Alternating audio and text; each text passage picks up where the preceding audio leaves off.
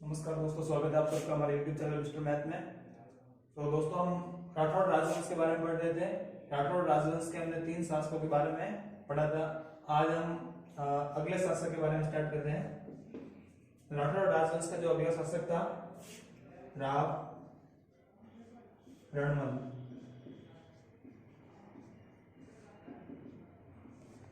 इसका शासनकाल था दोस्तों 1427 ईस्वी से 1438 ईस्वी तक। इसका शासनकाल का जो समय है 1427 ईस्वी से 1438 ईस्वी तक। तो राव रणमल के बारे में दोस्तों, इसका पिता राव चूड़ा था।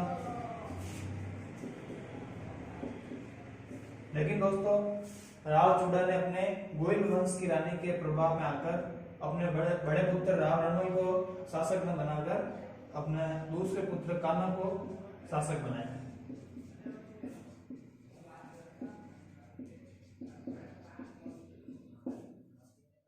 तो रणमल नाराज होकर इस समय मेवाड़ में शासन था राणा लाखा का। रणमल के समय मेवाड़ में शासक राणा लाखा।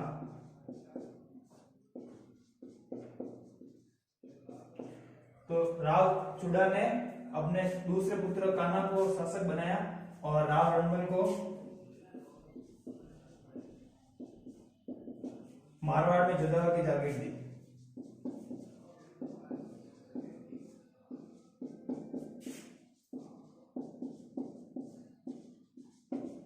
तो रणमल को जुदा की जागीर मिली। रणमल बहुत ही महत्वाकांक्षी शासक था। जुजावर की जागीर से ये संतुष्ट न था, तो इसने जुजावर से राणा लाखा की सेवा में मेवाड़ चला गया। यहाँ से जुजावर की जागीर से असंतुष्ट था, तो राव रणमल यहाँ से मेवाड़ में राणा लाखा की सेवा में चला गया। वहां जाकर उसने रणमल की बहन, इसकी बहन थी हंसाबाई, इसने अपनी बहन हंसाबाई का विवाह राणा लाखा के साथ इस शर्त पे करवाया कि राणा लाखा की जो संतान उत्पन्न होगी वह मेवाड़ की शासक बनेगी। तो हंसाबाई का विवाह राणा लाखा के साथ।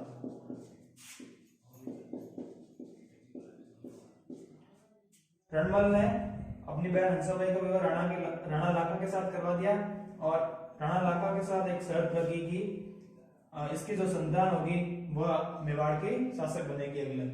तो दोस्तों, यहाँ पे लाखा का पुत्र था, लाखा का ज्येष्ठ पुत्र था चूड़ा। एक चूड़ा तो अपने मारवाड़ में आता है राव चूड़ा, और ये चूड़ा था राणा लाखा का पुत्र। राणा लाखा का पुत्र था। तो जब हंसाबाई का विवाह राणा लाखा के साथ हुआ, तब लाखा के पुत्र चूड़ा ने एक प्रतिज्ञा की थी कि उसका या उसका कोई भी उत्तराधिकारी मेवाड़ पर शासन नहीं करेगा। तो राव इस मेवाड़ का जो चूड़ा है, इसको कहा जाता है राजस्थान का भीष्म पितामह। इसने अपनी प्रतिज्ञा की थी राजस्थान का भीष्म पितामह। ये कहा जाता है चूड़ा को, जो कि मेवाड़ का शासक था। तो हंसाबाई का विवाह जब राणा लाखा के साथ हुआ, तब चूड़ा ने भीष्म प्रतिज्ञा की थी कि उसका या उसका कोई भी चूड़ा या उसका कोई भी उत्तराधिकारी है जो मेवाड़ पर शासन नहीं करेगा। तो इसलिए इसको कहा गया राजस्थान का भीष्म पितामह। अब दोस्तों, हंसाबाई और राणा लाखा का विवाह हो गया, तो इन दोनों से जो संतान उत्पन्न हुई उसका नाम था मोकल। मोकल जब इन दोनों की संतान जो उत्पन्न हुई मोकल थी, तो जब राणा लाखा की मृत्यु हो गई 1421 ईस्वी में, राणा लाखा की मृत्यु हो गई, तब इस समय मोकल की आयु 12 वर्ष थी। तो ये मोकल शासन जब मेवाड़ का शासन था, तो तब राव रणमल के हाथ में आ गया। 1421 ईस्वी में जब मोकल की राणा लाखा की मृत्यु हो गई, तब इसका पुत्र मोकल छोटा था, अल्पवयस्क होने के कारण ये मेवाड़ पे शासन नहीं कर सकता था। तब हंसाबाई ने अपने भाई रणमल को मेवाड़ से मारवाड़ से मेवाड़ बुला दिया। तो अब मेवाड़ का प्रबंध, मेवाड़ का जो प्रबंध था वह रणमल के हाथ में था।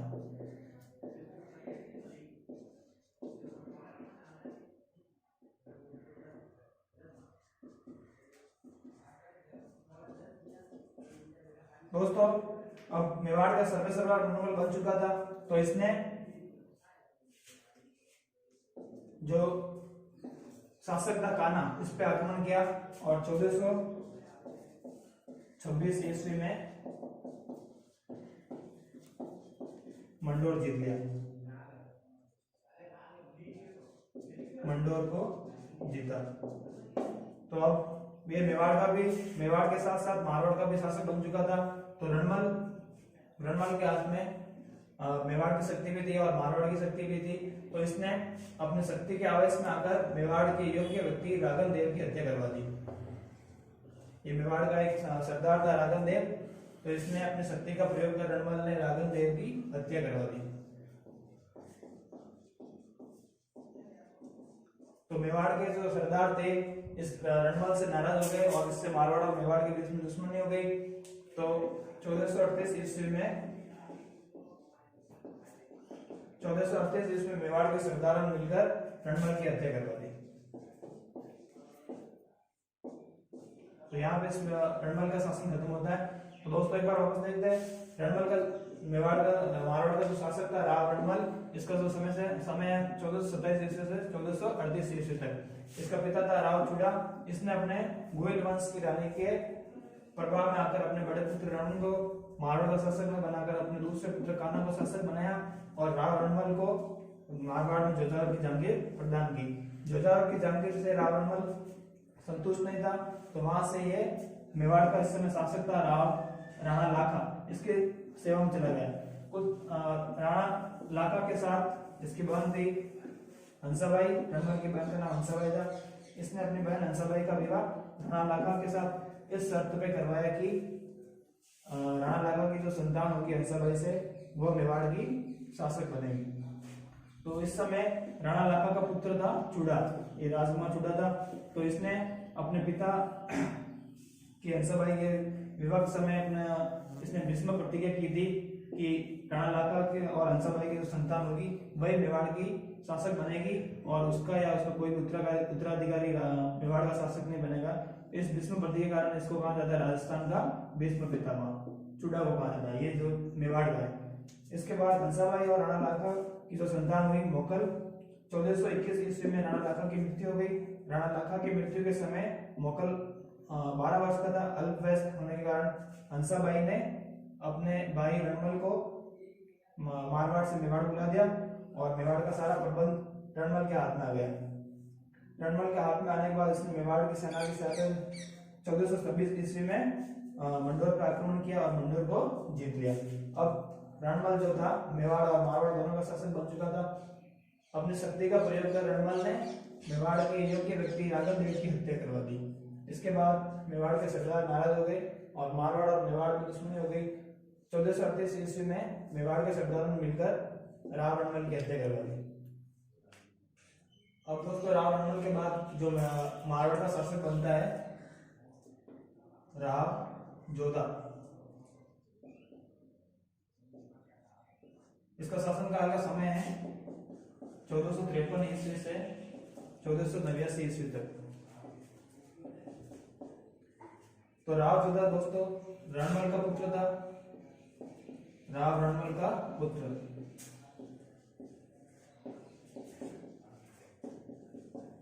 रणमल का पुत्र था। जब रणमल की हत्या हो गई थी 1438 ईस्वी में मेवाड़ में,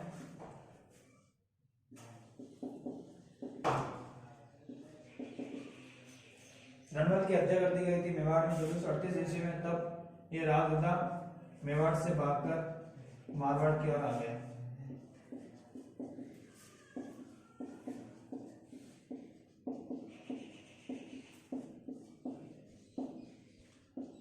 मारवाड़ की ओर आ गया। राव जोधा अपने सहयोगियों के साथ मेवाड़ से भागकर मारवाड़ की ओर आ गया और मारवाड़ में 1453 ईस्वी में 1453 ईस्वी में जोधा ने मंडोर पर अधिकार कर लिया।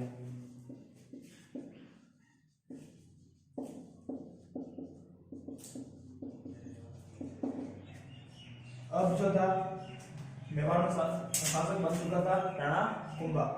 तो मेवाड़ और मारवाड़ की जब रणबल की हत्या कर दी गई थी तो मारवाड़ और मेवाड़ के बीच दुश्मनी हो गई थी।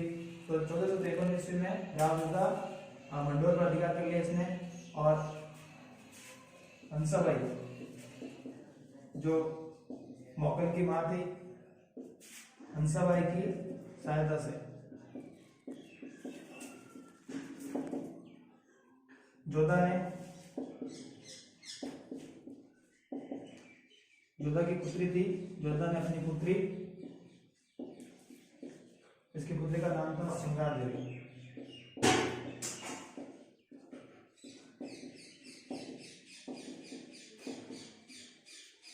तो मारवाड़ और मेवाड़ की दुश्मनी खत्म करने के लिए राव जोधा ने हंसाबाई की सहायता से जोधा ने अपनी पुत्री सिंगार देवी का विवाह कुंभा के पुत्र रायमल से कर दिया। विवाह कुंभा के पुत्र रायमल से। तो इससे दोस्तों मेवाड़ और मारवाड़ के बीच में जो दुश्मनी थी वो खत्म हो गई।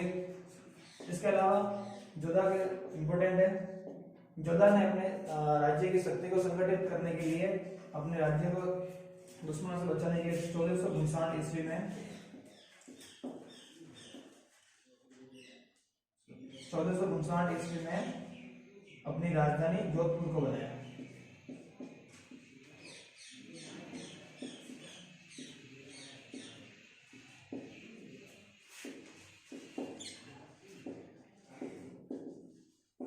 तो दोस्तों इसमें इंपोर्टेंट क्या है, मेवाड़ 1438 ईस्वी में रणबल की हत्या करने के बाद जोधा मेवाड़ से भागकर मारवाड़ आ गया। 1453 ईस्वी में इसने मंडोर पर अधिकार कर लिया। मंडोर पर अधिकार करने के बाद मेवाड़ से दुश्मनी खत्म करने के लिए इसने जोधाबाई हंसाबाई की सहायता से जोधा ने अपनी पुत्री सिंगार देवी का विवाह कुंभा के पुत्र रायमल से किया। इसके अलावा 1459 ईस्वी में इंपोर्टेंट है दोस्तों, अगर यहाँ से प्रश्न बनता है तो अपने जोधपुर को किस राठौड़ शासक ने जोधपुर को अपनी राजधानी बनाया? तो राव जोधा। इसके अलावा इसने 1459 ईस्वी में अपने राजधानी को सुरक्षित रखने के लिए चिड़ियाटूप पहाड़ी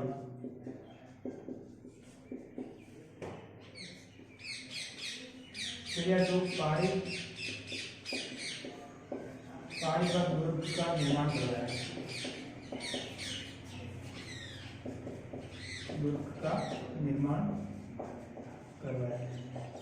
चिड़ियाटूप पहाड़ी पर इसने दुर्ग का निर्माण करवाया। अपनी राजधानी को सुरक्षित रखने के लिए जोधपुर में इस दुर्ग का नाम था मेहरानगढ़ का किला। तो दोस्तों इसने लगभग 50 वर्ष तक शासन किया।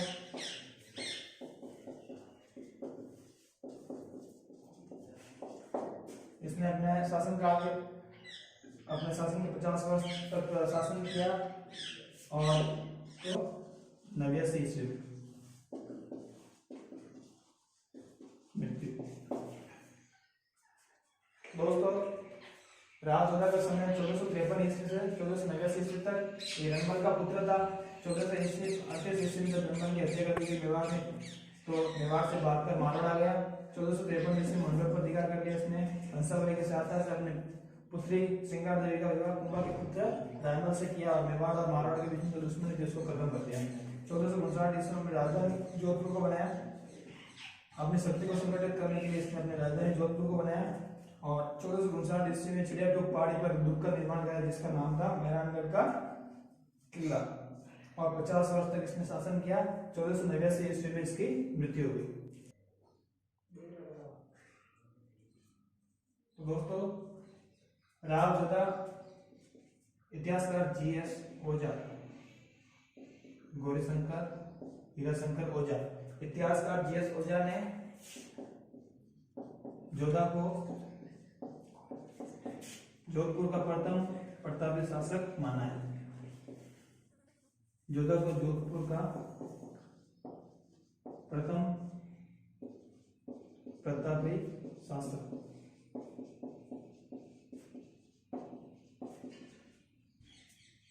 तो राव जोधा को इतिहासकार था जीएस ओझा, गौरीशंकर हीराशंकर ओझा, इन्हें जोधा को जोधपुर का जो प्रथम प्रतापी शासक माना है।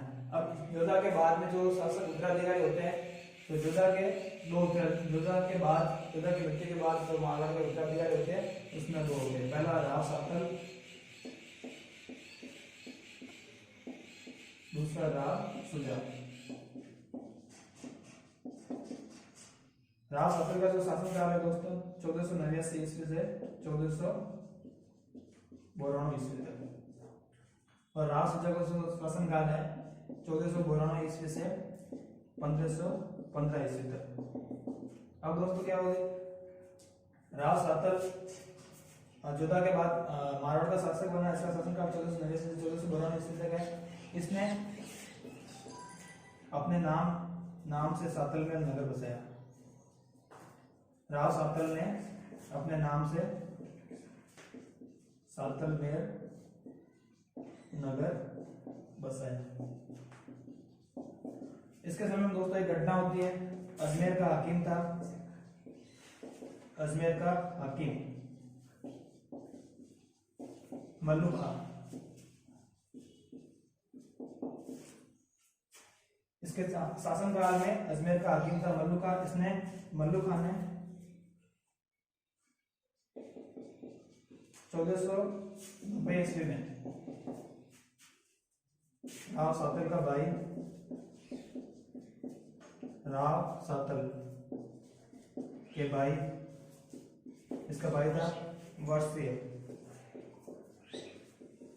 राव सातल के भाई वर्षी को अजमेर बुलाया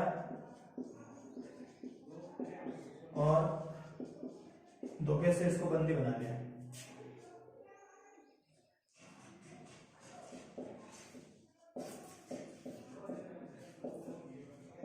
धोखे से बंदी बनाया। तो दोस्तों 1490 ईस्वी में अजमेर का हाकिम था मल्लू खां। इसने राव सातल के भाई वर्षी को अजमेर बुलाया और धोखे से बंदी बनाया। जब इस बात का पता राव सातल को पता चला तो इसने अपनी सेना के साथ पिपाड़ के पास मल्लू खां से युद्ध किया। इसमें राव सातल घायल हो गया और 1492 ईस्वी में इसकी मृत्यु हुई।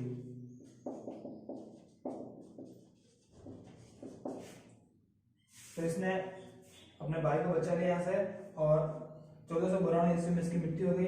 इसके बाद जो मारवाड़ का शासक बनता है वह राव सुजा 1492 ईस्वी से 1515 ईस्वी तक। इसके शासनकाल की एक ही घटना है कि बीकानेर का शासक था राव बीका। बीकानेर के शासक राव बीका ने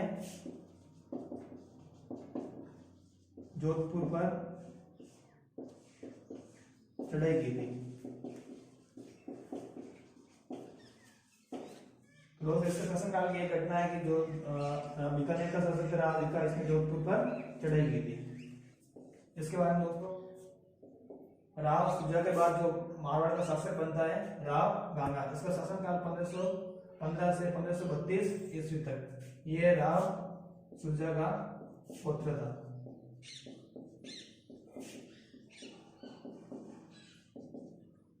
राव सुजा का पुत्र था।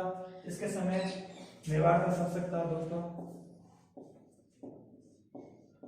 मेवाड़ का शासक राणा सांगा। तो राव गंगा के समय दोस्तों मेवाड़ का शासक जो था वह राणा सांगा था। इसने राव गंगा ने राणा सांगा के साथ मित्रता कर ली थी। राणा सांगा के साथ मित्रता।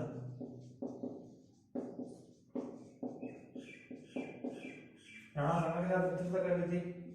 जब अब दोस्तों 1527 ईस्वी में जो खानवा का युद्ध होता है, 1527 ईस्वी में खानवा का युद्ध। 1527 ईस्वी में खानवा का युद्ध होता है राणा सांगा का। तो इस युद्ध में मारवाड़ का जो शासक था राव गंगा, इसने अपने पुत्र युद्ध में अपने पुत्र राव मालदेव के नेतृत्व में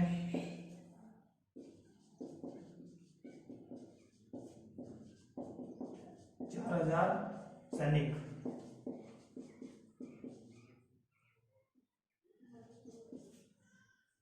तो खानवा के युद्ध में अपने गंगा ने अपने पुत्र राव मालदेव के नेतृत्व में 4000 सैनिक सांगा की सहायता के लिए भेजे।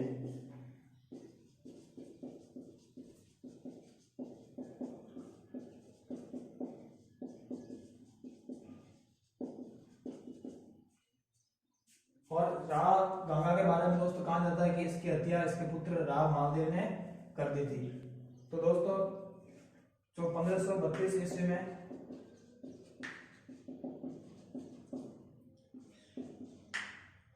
1532 ईस्वी में राव गंगा की मृत्यु हो जाती है। दोस्तों राव गंगा 1532 ईस्वी में राव गंगा की मृत्यु होगी। इसकी मृत्यु के संबंध में कहा जाता है कि जब राव गंगा अफीम की कीमत में अपने महल में जरोखे के पास बैठा था, तब इसके पुत्र राव मालदेव ने इसके अंगरक्षकों की हत्या कर राव गंगा को पीछे नीचे फेंक कर जिससे इसकी मृत्यु हो गई। इसके अलावा दोस्तों राव गंगा के बारे में क्या, राव गंगा ने जोधपुर में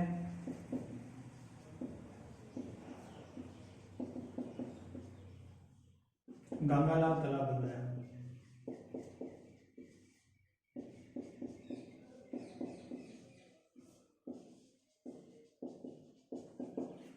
राव गंगा ने जोधपुर में गंगालाव तालाब का निर्माण कराया, गंगा बावड़ी का निर्माण कराया, गंगा बावड़ी।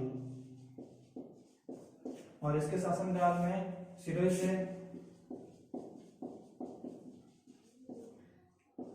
से श्याम जी की मूर्ति लाई गई थी। श्याम जी की मूर्ति लाई थी जो गंग श्याम के नाम से प्रसिद्ध है।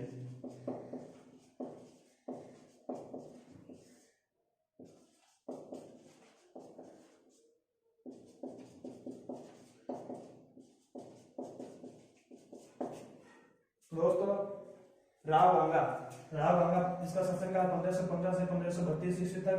ये राव सुजा का पुत्र था। इसके समय में जो मेवाड़ का शासक था राव सांगा के साथ इसने मित्रता कर दी। जब राणा सांगा का खानवा का युद्ध हुआ 1527 ईस्वी में, तो 1527 ईस्वी में खानवा के युद्ध में राव गंगा ने अपने पुत्र राव मालदेव के नेतृत्व में 4000 सैनिक सांगा की सहायता के लिए भेजे थे। 1532 ईस्वी में राव गंगा की मृत्यु हो गई। राव गंगा ने जोधपुर में गंगालाव तालाब का निर्माण करवाया, गंगा बावड़ी का निर्माण करवाया। सिरोही से श्याम जी की मूर्ति लाई गई थी जो घनश्याम के नाम से प्रसिद्ध थी। अब दोस्तों राव गंगा की मृत्यु के बाद जो अगला शासक बनता है मारवाड़ का राव मालदेव। इसका शासनकाल का समय 1532 से 1562 ईस्वी तक था। दोस्तों इसके बारे में हम अगली क्लास में पढ़ेंगे। Thank you.